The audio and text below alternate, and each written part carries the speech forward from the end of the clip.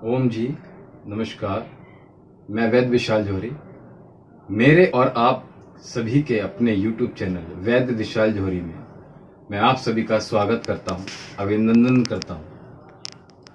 आज मैं आपको बताने जा रहा हूं दूध वाली चाय के side effect of milk tea के क्या क्या नुकसान हैं, आप सुनकर चौंक जाएंगे। चाय की पत्ती जैसे ही दूध के साथ जाती है उस टाइम तो उसका रिएक्शन नहीं होता है, लेकिन जैसे ही वो हमारे शरीर में जाती है उसका रिएक्शन बहुत तगड़ा होता है। दूध वाली चाय हमेशा नुकसान करती है, ये सभी को पता है, बट कोई मानता नहीं है और मना करो तो कहते हैं हमारे सर में दर्द हो रहा है, सर भारी हो गया, या शरीर में सुस्ती आ रही है, शरीर में काम करने की इच्छा नहीं कर रही है, तो मुझे चाय पीनी पड़ रही है ना। तो चाय पीना बहुत जरूरी है, ऐसे लोग कहते हैं।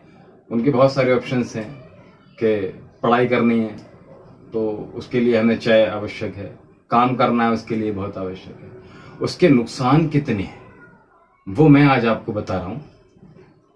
बालों की जड़ों को ये दूध वाली चाय कमजोर करती है, जिससे हमारे ये बाल झड़ने लग जाते हैं। और दूसरा, हमारे बालों के बाद हमारी नजर जो होती है, नजर को ये कमजोर करती है। आपने देखा होगा आजकल के टाइम में यंगनेस, जितने भी हमारे यंग बच्चे हैं, चश्मा जल्दी जल्दी चढ़ता है।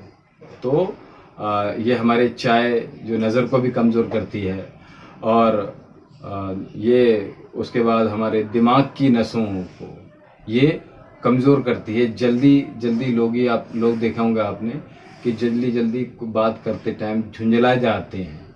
उनमें सहन शक्ति की कमी हो गई है आज की डेट में, गुस्सा बहुत ज़्यादा हो गया है। तो ये चाय की साइड इफ़ेक्ट हैं, क्योंकि ये क्या करती है चाय हमारी दिमाग की नसों को ये में खुश्की ला देती है। और कई बार रोगी सोता भी है ना, तो क्या होता है, दिमाग इधर उधर जाता है और नींद नहीं आती।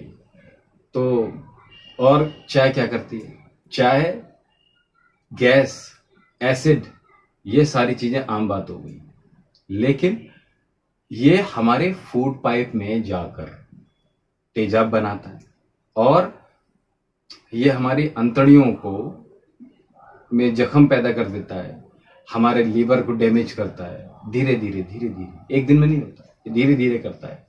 कितना भी आप एसिड की दवाइयाँ खा लो, कितनी भी आप कॉन्स्टिपेशन की दवाइयाँ खा लो, लेकिन एसिडिटी और आपका कॉन्स्टिपेशन, ये दो ऐसी चीजें हैं, जब तक आप चाय का सेवन नहीं त्यागेंगे तब तक आपको इन दोनों चीजों से, इन दोनों रोगों से आपको मुक्ति नहीं मिलेगी। और इनको जब छोड़ेंगे, जो वैद्य अच्छा है वो आपको यही बताएगा, आप चाय को इमिडिएटली त्याग दीजिए। अदरवाइज ये दोनों चीजें कुछ दिन के लिए आप तो दे सकती हैं, बट आपको फर्दर लॉन्ग लाइफ के लिए, आपके लिए ये हानिकारक है। तो दूसरा क्या करती है, ये जब दूध वाली चाय हम अपने इनहेल करते हैं, पीते हैं, तो हमारे ब्लड को कम करती है ना, ब्लड बनने में दिक्कत करती है ये, क्योंकि ये हमारी हड्डियों में जो बोन मैरो होता है, बोन मैरो को ये सुखा देती है। और जब धीरे धीरे बोन मैरो सूखने लग जाता है तो क्या होता है, हमारी हड्डियां कमजोर होने लग जाती हैं। तो चाय हमारी हड्डियों को भी कमजोर। दूसरा, ये हमारे मोटापा से चाय पीने से बढ़ने लग जाता है। और क्या होता है, सबसे पहले हमारे पेट की चर्बी बढ़ती है। लोग चाय पीते हैं, भोजन किया, चाय पी ली और बैठ गए।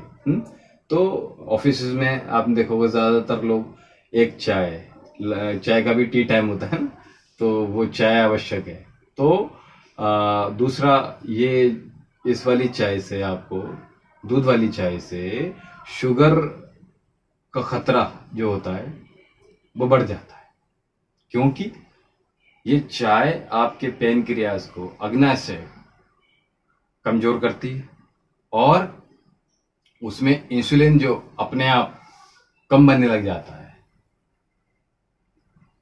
जब हमारा अग्नाशय कमजोर पड़ जाता है तो क्या होता है, वो सिकुड़ जाता है, और जब सिकुड़ता है तो क्या होता है, इंसुलिन कम बनाता है, और जब इंसुलिन कम बनेगा तो हमारा शुगर लेवल जो होगा वो बढ़ जाएगा, जिससे शुगर घेर लेती है।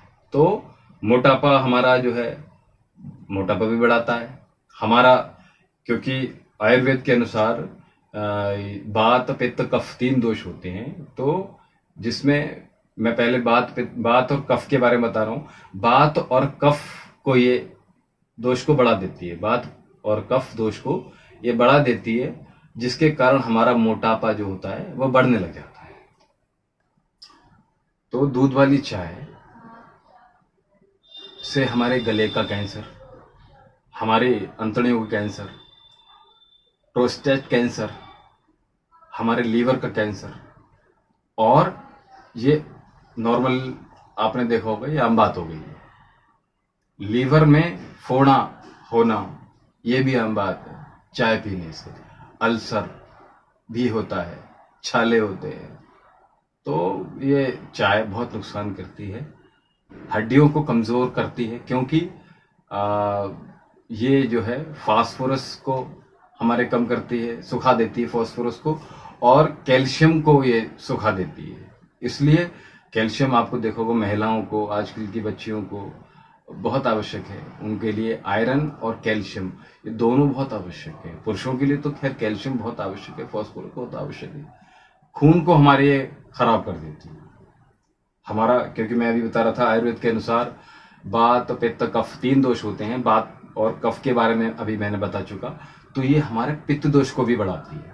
तो पित्त दोष जब बढ़ता है तो उसके कारण क्या होता है, उससे हमारा खून, चमड़ी, हमारा खून, चमड़ी, मांस, इसके अंदर जो मांस ये दूषित होता है। तो जिससे चमड़ी की बीमारियां, स्किन डिसीजेस बहुत सारी देखी जाती हैं, बहुत सारी तंग करती हैं। तो अमूमन हम क्या करते हैं, जब किसी को खुजली हो जाती है, दाद हो जाता है, तो हम चाय उसके लिए बंद करवा देते हैं, चीनी और चाय। तो चीनी के बारे में भी आगे बताऊंगा मैं। और पेट की, जब पित्त दोष बढ़ता है तो क्या होता है, हमारे पेट में गर्मी हो जाती है, जिसके कारण लोग जल्दी जल्दी बूढ़े हो जाते हैं। बूढ़े होने का मतलब लोगों को उम्र से पहले जल्दी जल्दी बुढ़ापा आ जाता है, झुर्रियां, झाइयां, पिगमेंटेशन की प्रॉब्लम्स उनको हो जाती हैं, उम्र उनकी ज्यादा झलकने लग जाती है। इसलिए याद रखिए, अगर आपको यंगनेस अपनी बरकरार रखनी है, उम्र को छिपाना है, तो चाय आपका सेवन तुरंत छोड़ दीजिए। और दूसरा, दूध वाली चाय क्या करती है, जब हम चीनी का इस्तेमाल करते हैं तो 1 चम्मच चीनी कम से कम 1.5 घंटा लेती है पचने के लिए। तो चीनी का तो बहुत ज्यादा साइड इफेक्ट है। मैं अगले और किसी वीडियो में आपको बताऊंगा चीनी के क्या क्या साइड इफेक्ट हैं। तो चीनी के साइड इफेक्ट हैं, लेकिन चीनी का इस्तेमाल कोशिश कीजिए कि मत कीजिए। चीनी का इस्तेमाल चाय के साथ करने से बहुत ज्यादा नुकसान होता है। जितना कम इस्तेमाल करेंगे आप, उतना ज्यादा लाभदायक रहेगा। और मैं ये कहूंगा कि अगर चाय पीनी है आपको, है ना, नहीं मान रहे हैं, 100% से आपको 1% पीनी है, तो आप उसमें चीनी का इस्तेमाल बिल्कुल मत कीजिए, उसमें खांड का इस्तेमाल कीजिए, गुड़ का इस्तेमाल कीजिए। तो कोशिश कीजिए चाय पत्ती का इस्तेमाल बहुत कम, लाइट इस्तेमाल कीजिए। तो उम्मीद है कि आपको बहुत सारी जानकारियां जो चाय से होने वाली नुकसान है वो आपको प्राप्त हुई और अच्छी लगी होंगी आपको। और आपको यदि मेरा चैनल अच्छा लगा, मेरी ये जो मैंने आज चाय के बारे में जानकारी दी वो आपको अच्छी लगी हो, तो आप मेरे और आपके अपने चैनल वैद्य विशाल जौहरी को सब्सक्राइब कीजिए और बेल आइकन को जरूर बजाइए। और ओम जी नमस्कार।